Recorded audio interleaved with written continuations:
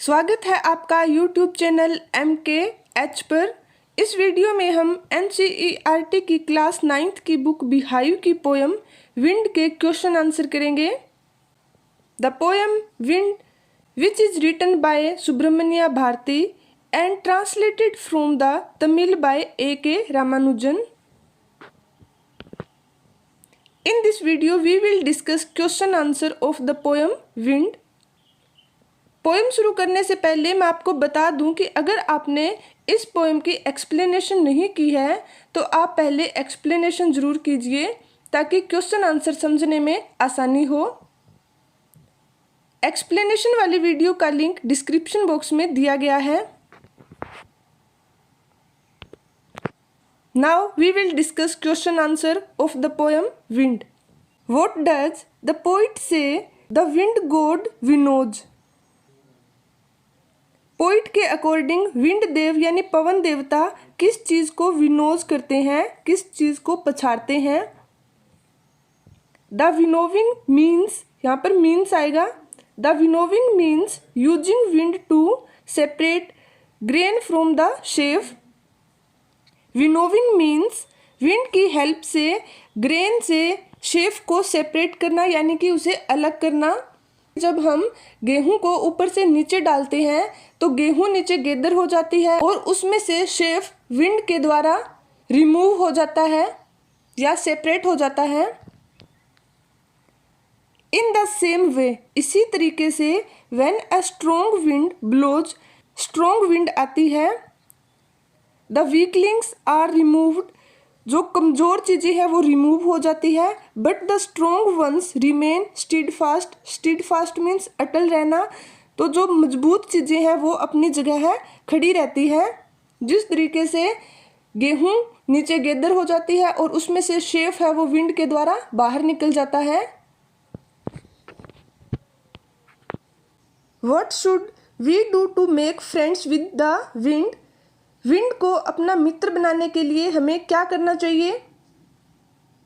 The wind is the enemy of the weak but it respects the strong and behaves with them in a friendly manner, so we should not be weak. If we are strong the wind will not harm us, it will be our friend, so we should firm our bodies and make our hearts strong. Enemy means शत्रु। The wind is the enemy of the weak, wind week लोगों की enemy है। But it respects the strong, लेकिन यह strong लोगों की respect करती है। And behaves with them in a friendly manner, और यह स्ट्रॉन्ग लोगों के साथ फ्रेंडली बिहेव करती है। So we should not be weak, इसलिए हमें कभी भी वीक नहीं होना चाहिए। इफ़ वी आर स्ट्रॉन्ग, अगर हम स्ट्रॉन्ग होंगे, the wind will not harm us, तो विंड हमें नुकसान नहीं करेगी। It will be our friend, और यह हमारी फ्रेंड बन जाएगी। So we should firm our bodies and make our hearts strong, इसलिए हमें अपनी बॉडीज़ को फर्म करना चाहिए यानी मजबूत बनाना चाहिए। And make our hearts strong, और हमें अपने दिलों को भी मजबूत बनाना चाहिए। What is the central idea of the poem, or what is the theme of the poem, or what is the summary of the poem? इस पोएम का सेंट्रल आइडिया, थीम या समरी क्या है।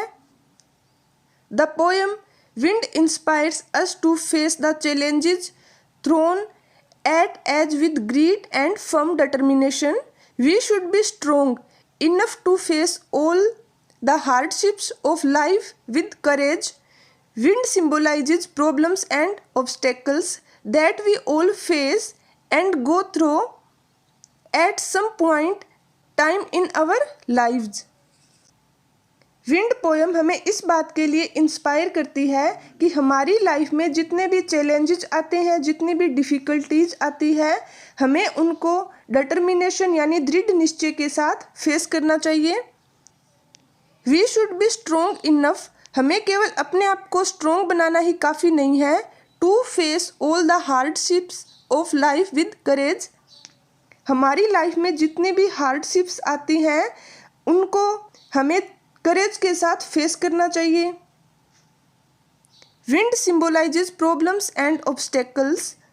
विंड किस चीज़ को सिंबलाइज करती है? Problems को, ऑब्स्टेकल्स को, यानी कि समस्याओं को और बाधाओं को या रुकावटों को। That we all face and go through at some point time in our lives, जो हमारी लाइफ में सम टाइम आती है और हम सभी को फेस करनी पड़ती है।